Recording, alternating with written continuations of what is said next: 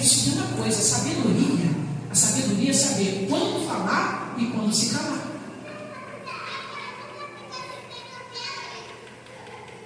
Ano passado, eu usei o silêncio como escudo. Pastora, como é que a gente usa o silêncio como escudo? Porque o silêncio tanto pode refletir sabedoria, quando ele pode refletir desistência. Quando eu desistir da pessoa. Desistir de tentar expressar para o outro aquilo que eu estou sentindo. Aí eu fico quieto.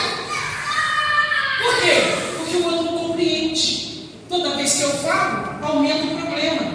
E toda vez que eu falo, a pessoa responde com descaso. E toda vez que eu falo, a pessoa responde com falta de cuidado. Mostra que eu não sou importante.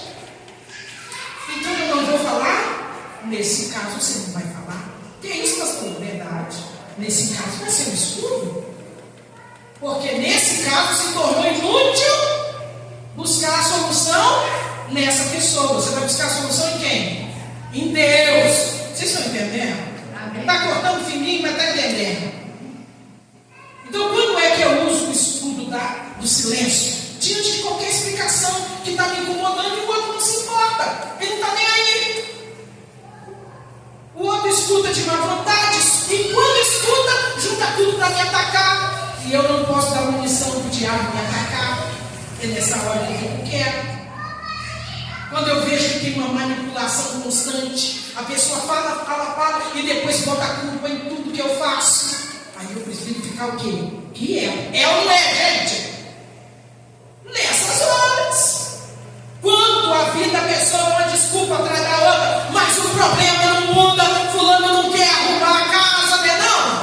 Não quer resolver. Eu conheço muita gente que não quer resolver. E quando eu vejo que a pessoa não quer resolver, eu também, para que eu vou gastar o meu latim? Aliás, o grego, o aramaico, né? Eu estudei, não é verdade? Não vou gastar. Então o silêncio se torna um escudo. É nessa hora que ele te guarda, preserva sua paz e sua dignidade. Mas se você se cala na hora errada, fica fazendo joguinho de silêncio, igual fica dentro de casa as famílias, né? A pessoa briga, discute, fica 3, 4, 5 dias sem se falar, 15 dias. Aqui nós oramos pela filha de um irmão que estava 20 anos sem falar com ele, igualzinho na época de que Isaú e Jacó estavam sem se falar. Aí o silêncio promove uma crise.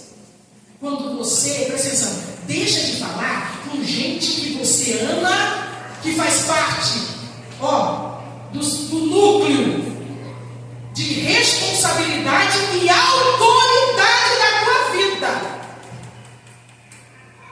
Quando a pessoa é próxima demais. Presta atenção, a pessoa é próxima demais. Você para de falar, primeira coisa que acontece, estranheza. Primeira coisa. Mas eu sou muito conhecido. Começa a ficar desconhecido na mesma hora. Porque o silêncio cria suspense quando você para de falar com a pessoa. A pessoa fica querendo imaginar o que o outro está pensando. É igual casal quando não conversa, irmão. Aquele silêncio enorme entre Jacó e Isaú. Um silêncio que durou 20 anos. Você precisa resolver questões sérias, não resolve. Você precisa conversar para a coisa andar, não resolve. O que a pastora está falando? Reconcilia. Rever as pendências da sua família. Rever pendências dentro da família cristã.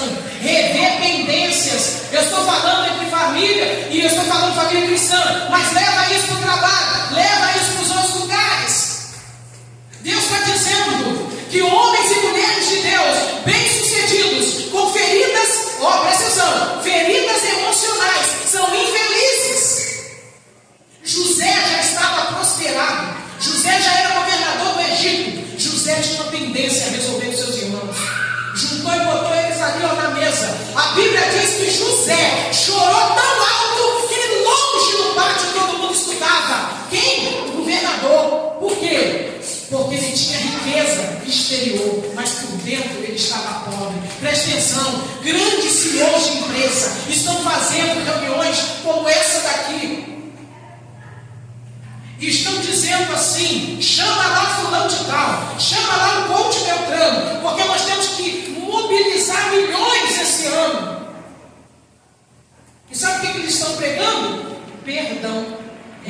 reconciliação, liberando pessoas. Por quê, pastora?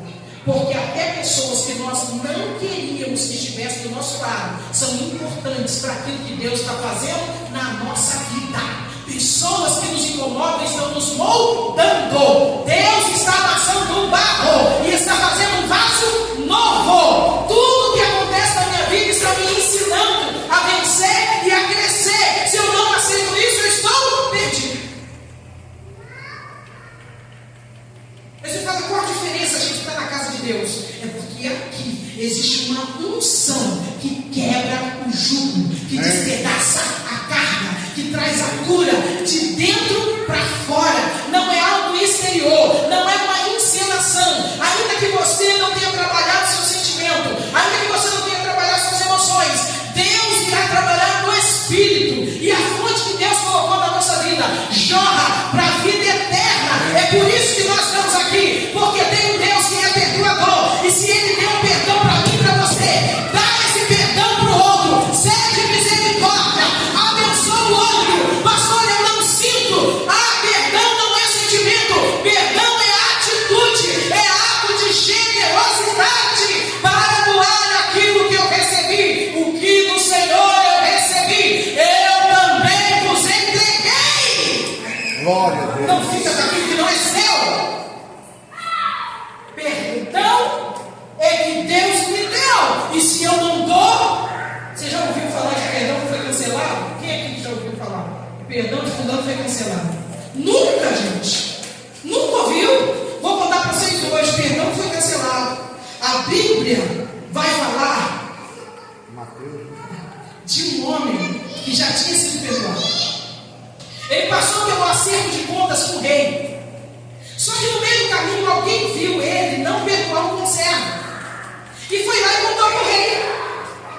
A Bíblia diz que quando ele colocou o conservo na prisão, o rei mandou colocar ele na mesma prisão. O perdão dele foi cancelado. Perdão é uma grande dívida. Quando você dá o perdão, você aceita que você abriu mão da pessoa te pagar. Você entendeu isso? Você abriu mão. O perdão daquele homem foi cancelado. Ele foi parar na mesma prisão. Escute-me. Às vezes nós não queremos dividir uma bala sorte. Existe bala sorte ainda? Nós não queremos dividir uma bala sorte com a pessoa. Um cafezinho lá no barzinho. Não queremos dividir.